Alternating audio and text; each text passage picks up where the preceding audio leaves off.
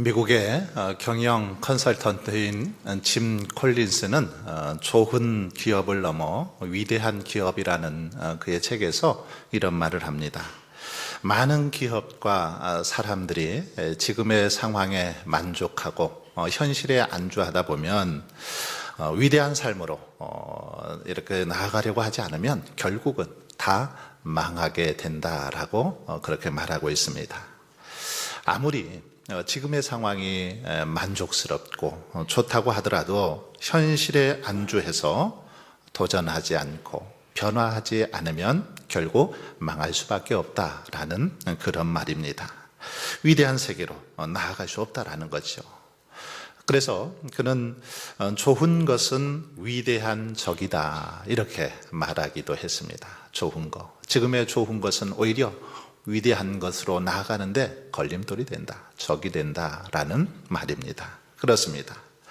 지금 여기가 좋사오니라는 이런 그 마음으로 우리가 변화되기 싫어하고 또 현실에 안주하다 보면 우리는 쇠퇴할 수밖에 없습니다. 이러한 모습으로 우리가 신앙생활을 하게 되면 결국 우리의 이 신앙 고착화되고 시간이 지날수록 쇠퇴해 가게 될 수밖에 없다라는 것입니다. 얼마나 많은 기업들이 여러분 성공신화를 이루었습니까? 그런데 많은 기업들이 변화하는 그 세상에 대처하지 못하다가 흔적도 없이 그렇게 사라지고 만 것을 볼 수 있습니다. 사람도 마찬가지죠. 현실에 우리가 이렇게 안주하다 보면 사람도 쉽게 늙기도 하고 또 병들기도 하는 것을 볼 수 있습니다. 백년의 지혜라는 그 책을 쓴 연세대 명예교수죠. 김형석 교수님은 1920년생으로 올해 104세입니다. 그런데 104세의 나이에도 불구하고 지금도 아주 건강하고 정정합니다. 여전히 정신이 또렷하고 기자들과 이 1시간 반 넘게 이렇게 인터뷰를 하고 질문을 받고 또 얘기를 나가는 과정에도 보면 얼마나 정말 건강한지 모릅니다. 그는 늙지 않는 비결이 뭐냐라는 사람들의 질문에 그렇게 대답합니다. 공부를 계속하고 열심히 일하고 또 감정을 젊게 가지라 이렇게 조언하고 있습니다. 계속해서 일하고 공부하고 감정을 젊게 가지라고 조언합니다. 그는 요즘도 정기적으로 글을 쓰고 끊임없이 공부하고 또 도전하고 있는데 바로 이것이 장수의 비결이라고 말하고 있습니다.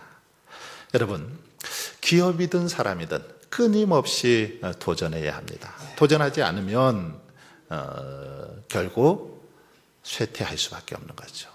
결국 뒤처질 수밖에 없습니다. 옛날에는 강하고 위대한 자가 살아남았습니다.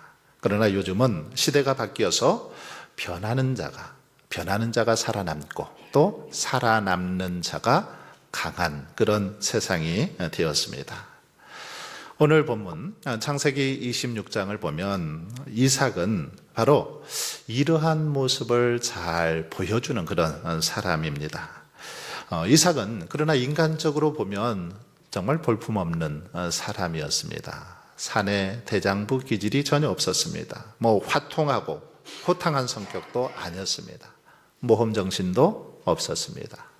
어쩌면 자기 아내를 지키지 못할 정도로 아주 유약한 순에 빠진 그런 순둥이 가운데 한 사람이 이삭이었습니다. 그러나 그는 이 영적으로 보면 참으로 강한 믿음의 사람이었죠. 어떻게 보면 외유 내강의 사람이 바로 이삭이었다라고 말할 수 있습니다. 그는 세상의 유행이나 가치보다는 항상 하나님의 말씀을 따랐습니다.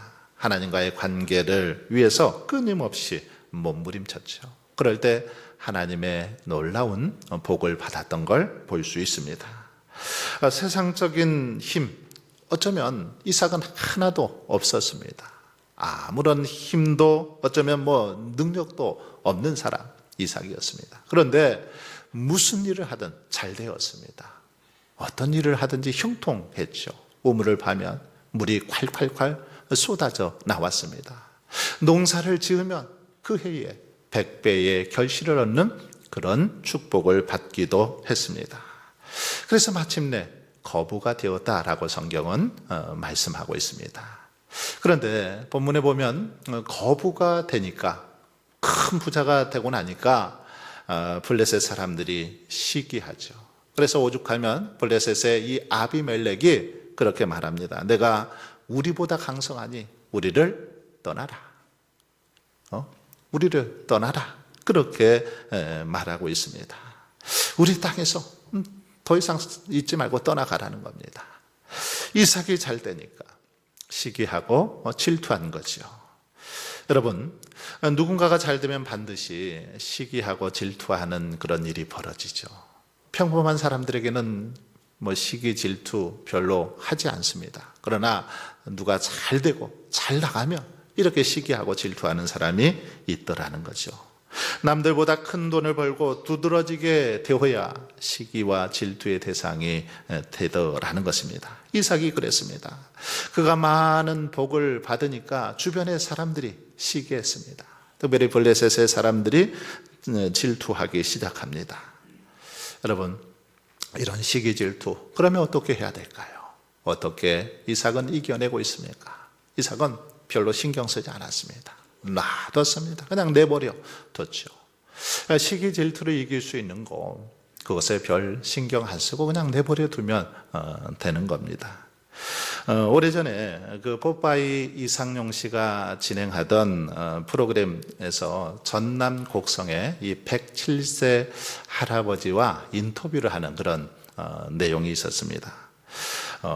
이상용 씨가 그렇게 말합니다. 할아버지, 이렇게 오래 사신 비결이 뭡니까? 물었더니 이 할아버지 할아버지가 뭐야? 그냥 형님이라고 불러. 형님, 죄송합니다. 형님이 그렇게 오래 사신 비결이 뭡니까? 그랬더니 이 할아버지 말이, 비결은 무슨, 안 죽었으니까 오래 살지. 이상용 씨가 웃으면서 다시 묻습니다. 형님, 그동안 살다가 미운 사람도 많았을 텐데 스트레스 없이 어떻게 그렇게 잘 참으셨어요? 라고 묻습니다. 그러자 할아버지가 이렇게 말합니다. 미운 사람들도 많이 있었지. 그런데 내버려뒀어. 그랬더니 지들이 알아서 80세, 90세 되니까 다 죽던데 뭘. 미운 사람 있어도 그냥 즐겁게 오래 살면 돼. 화내지 마. 화날 때는 그냥 웃어버려. 그러면서 하하하 웃는 그런 그 영상을 본 적이 있습니다. 여러분, 시기하고 질투하는 사람이 있더라도 웃어버리십시오. 그냥 내버려 두면 지들이 알아서 다 사라집니다. 죽게 되더라는 거죠. 이삭은 자신의 삶 속에 시기하고 질투하는 사람들이 많았습니다. 하지만 이삭의 이름의 뜻이 무엇입니까? 웃음이죠. 웃음. 이 이삭, 웃음이라는 이름의 뜻처럼 그냥 웃어 넘겼습니다. 웃었더니 다 알아서 사라지게 되더라는 것이요. 그럴 때 놀라운 복을 받았던 걸 볼 수 있습니다. 이 시간은 100배의 축복이란 제목으로 이삭은 어떻게 이런 복을 받았는지, 그 비결은 무엇인지를 살펴보면서 은혜를 나누고자 합니다. 여러분, 이삭은 어떻게 해서 이렇게 놀라운 축복을 받았을까요? 그 비결이 뭡니까? 첫 번째, 이삭은 하나님의 말씀에, 하나님의 명령에 무조건 순종했습니다.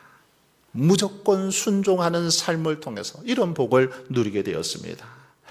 본문에 보면 아브라함 때에 들었던 흉년이 또 이렇게 가나안 땅에 들었다라고 말합니다. 이 흉년은 약 100년 만에 일어난 것으로 보통 흉년이 아니라 아주 극심한 그런 흉년이었습니다. 유목 생활을 하던 이삭에게 흉년은 정말 견디기 어려운 그런 시간들이었죠. 절망적인 시간이었습니다. 쌀 한 톨 먹을 것이 없고 마실 물조차 없는 아주 극심한 그런 가뭄이었습니다. 흉년이었죠. 자식들은 밥을 달라고 칭얼대고 아내는 뭐라도 좀 해서 먹을 것을 구해오라고 구박을 합니다. 이삭은 한 집안의 가장으로서 이 흉년을 극복하기 위해서 뭐라도 해야 했습니다. 하지만 방법이 없었습니다. 뜬 눈으로 밤을 새워 궁리를 하고 또 해봐도 별 좋은 방안이 없었습니다. 어떻게 할까? 몇 날, 며칠 고민하고 궁리하는데 아주 기쁜 그런 소식이 들려왔습니다. 바로 저 애굽 땅에는 먹을 것이 많다라는 것입니다. 애굽 땅에 가면 음식이 많이 있다라는 거죠. 이 소식을 듣고 주변의 사람들은 하나둘 짐을 챙겨서 애굽으로 그렇게 식량을 구하러 떠났습니다. 흉년의 목숨을 부지하기 위해서는 어쩔 수 없는 선택이었지요. 이삭도 고민 끝에 가족들을 살리기 위해서는 이제 애굽으로 가야겠다라고 결정을 내렸습니다. 왜냐하면 애굽에는 먹을 것이 풍부하기 때문에 그곳에 가면 적어도 굶어 죽지는 않고 입에 풀칠이라도 하고 살 수 있다라는 생각 때문이죠. 그래서 이삭은 이제 가족들을 다 데리고 정든 땅, 그 가나안 땅을 떠나 애굽으로 가려고 그 접경 지역인 그라를 거쳐 애굽 땅으로 내려가려고 마음을 먹었습니다. 그런데 이때 하나님께서 이삭에게 나타나서 애굽으로 가지 말라는 것입니다. 애굽으로 내려가지 말고 그냥 이 그랄 땅에 머물러 있으라라고 그렇게 말씀하시는 겁니다. 고민하다가 드디어 이 절망의 땅, 어두움의 그림자가 가득한 이 땅을 벗어나서 먹을 것이 풍부한 애굽 땅으로 가려고 하는데 그곳으로 내려가지 말라는 그런 하나님의 명령입니다. 여러분은 이런 상황 속에서 어떻게 하시겠습니까? 가야 되지 않겠습니까? 이삭은 하나님의 말씀 앞에서 번민하지 않을 수 없었습니다. 100년 만에 찾아온 이 흉년에 만약 이곳에 계속해서 머물러 있는다면 죽을 고생을 해야 했습니다. 더 이상 이 땅은 소망이 없었습니다. 죽음의 그림자가 드리운 가득한 그런 땅, 지금 자신이 살고 있는 그랄 땅입니다. 하지만 내려가고자 하는 애굽 땅은 어떤 곳입니까? 풍요의 땅이죠. 필요한 것은 무엇이든 손에 넣을 수 있는 곳이었습니다. 그런데 하나님께서는 이 풍요의 땅에 애굽으로 내려가지 말고 정말 불모지요 황무지와 같은 이 땅, 그랄 땅에 머물러 있으라는 겁니다. 여러분, 하나님이 정말 너무하시는 거 아닙니까? 당장 눈앞에 있는 생명줄을 포기하고 가장으로서 가족들을 보호하고 살릴 수 있는 서로의 기회를 포기하라니 말입니다. 가족들은 아마도 애굽으로 빨리 떠나자고 성화했을 것입니다. 그리고 종들도 빨리 애굽으로 가야 한다고 아우성이죠. 그런데 하나님은 그 애굽으로 내려가지 말라는 겁니다. 흉년이 들어서 먹을 것이 아무것도 없는 이 극심한 땅, 그냥 그랄 땅에 계속해서 남아 있으라는 거죠. 여러분, 이삭은 이런 선택의 기로에서 어떻게 했습니까? 무엇을 선택했습니까? 6절을 보십시오. 6절을 보시면 이삭이 그랄에 거주하였더니 이렇게 말씀하고 있습니다. 이삭은 그냥 그랄 땅에 거주했습니다. 머물렀다라는 거죠. 하나님의 명령에 따라서 비록 이 땅에서 굶어 죽을지언정 이 땅에서 정말 고생을 할 망정 하나님의 명령을 따라 그랄 땅에 머물기로 했다라는 것입니다. 그래서 하나님이 지시하신 대로 애굽으로 내려가지 않고 절망의 땅, 죽음의 땅이라고 할 수 있는 그랄 땅에 그대로 남게 됩니다. 이삭은 당장은 먹을 음식과 물질, 눈앞의 풍요보다는 하나님의 명령에, 하나님의 말씀에 무조건 순종했던 것입니다. 비록 숱한 어려움과 고통이 따른다 할지라도 하나님의 말씀에 순종하기로 했던 것이죠. 여러분, 우리 하나님은 어떤 분일까요? 하나님은 우리들이 머물러 있어야 할 땅, 우리가 생활해야 할 가장 적절한 장소가 어느 누구보다 잘 아시는 분이죠. 우리에게 가장 필요한 장소, 우리가 있어야 할 땅, 있어야 할 것을 어느 누구보다도 가장 정확하게 아시는 분, 우리 하나님 아니십니까? 우리의 신앙을 지키고 우리의 신앙이 성장하고 변화되어야 할 곳 어디인가를 하나님은 어쩌면 우리 자신보다 훨씬 더 잘 아시는 분이죠. 그래서 하나님은 때때로 우리를 그랄 땅과 같은 곳에도 계속 머무르라 라고 그렇게 말씀하십니다. 그런 곳으로 인도하시더라는 거죠. 왜냐하면 그곳이 결국은 우리에게 가장 적절한 장소임을 하나님이 아시기 때문입니다. 이삭은 하나님의 명령에 순종해서 이제 그랄 땅에 머물렀습니다. 그러자 전능하신 하나님께서는 그의 순종하는 믿음을 보시고 놀라운 축복을 해 주시죠. 오늘 본문을 보십시오. 그 땅에서 농사에서 100배의 축복을 얻었다라고 본문은 분명하게 기록하고 있습니다. 여러분, 그 땅이 어디입니까? 바로 절망의 땅, 죽음의 땅이라고 생각했던 그랄입니다. 아무런 소망이 없다고 하는 그랄, 그 지역에 머물러 있었더니 하나님의 명령을 따라 그대로 그곳에 거주했더니 그 땅에서도 하나님께서는 놀라운 역사를 통해서 이렇게 축복해 주시는 걸 볼 수 있습니다. 그 해에 100배의 결실을 얻었다. 이 100배의 수확이란 성경 문학적으로는 최대의 수확을 상징하는 거죠.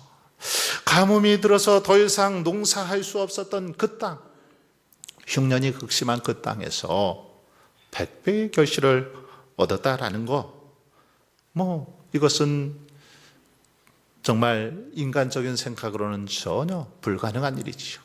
하지만 하나님께서 역사하시고 축복하시니까 그 땅에서도 100배의 결실을 얻어서 그가 마침내 창대하고 왕성해서 거부가 되었다라고 그렇게 말하고 있습니다.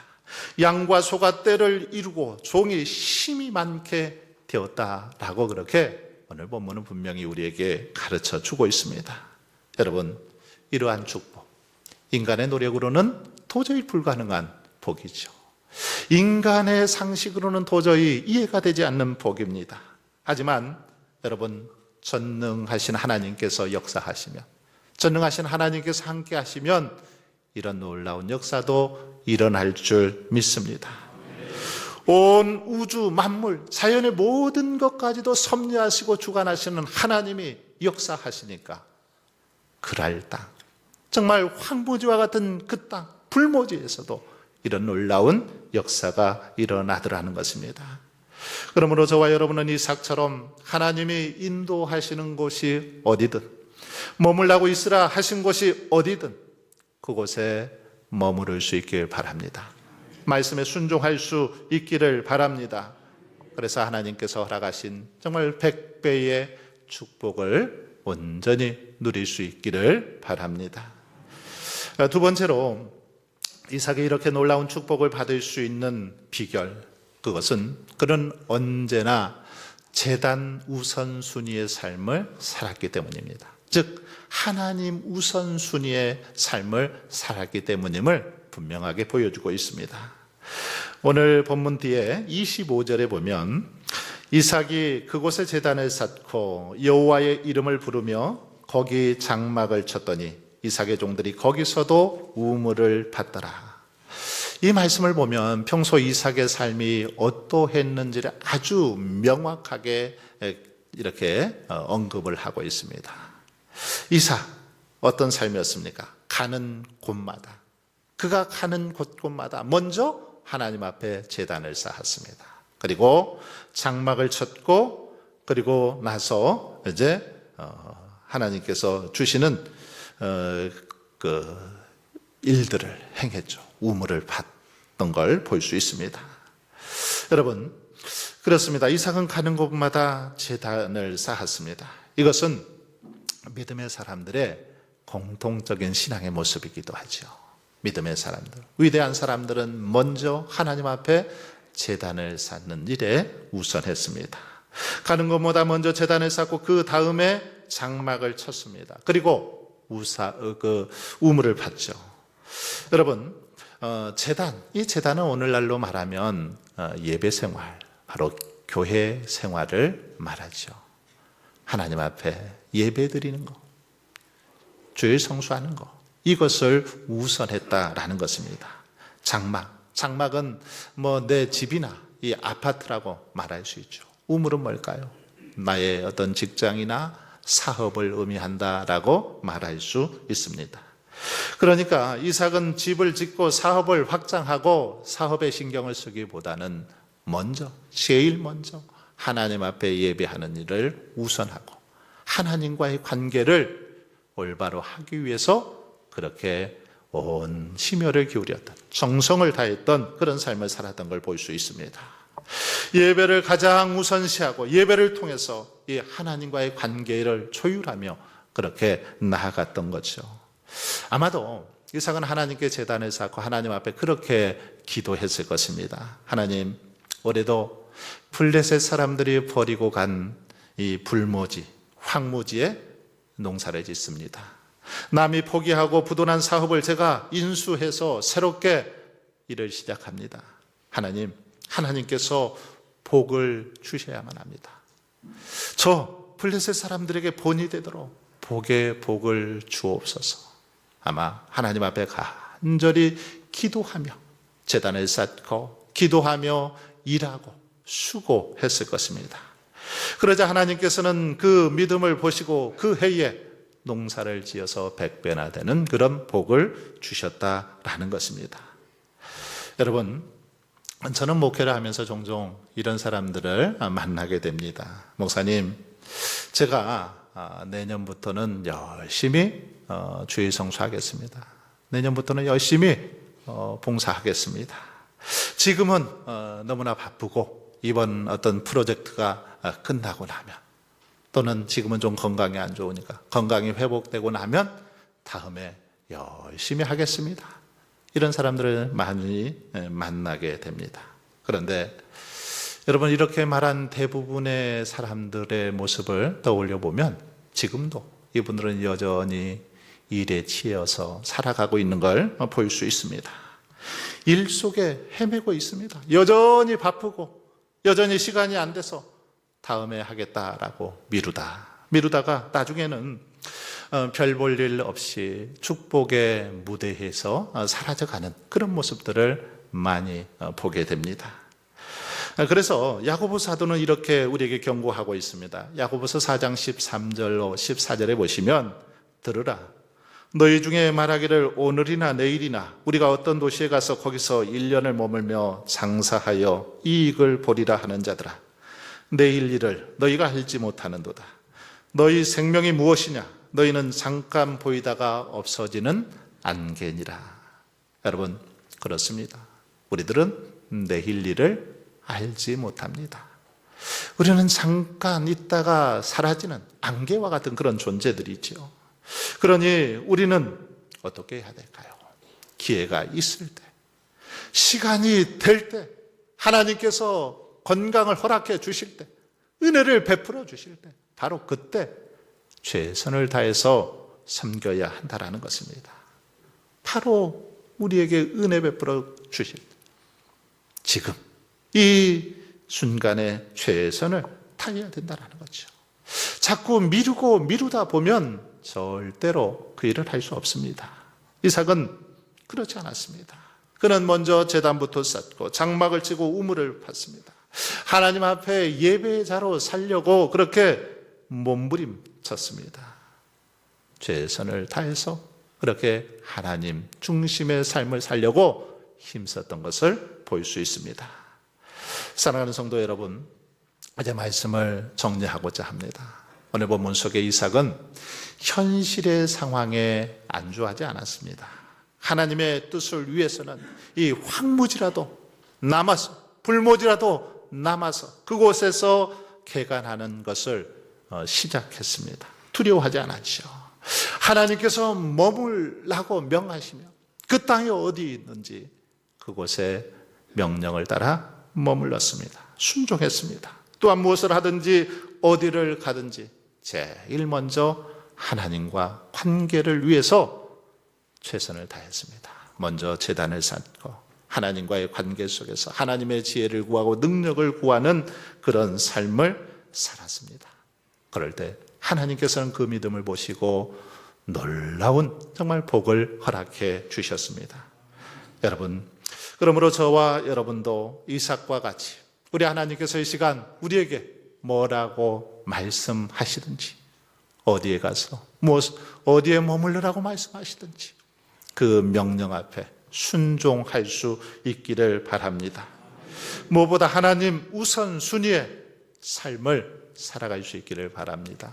그래서 정말 이삭처럼 100배의 축복을 누리는 축복의 주인공들이 다 되실 수 있기를 주의 이름으로 축원합니다.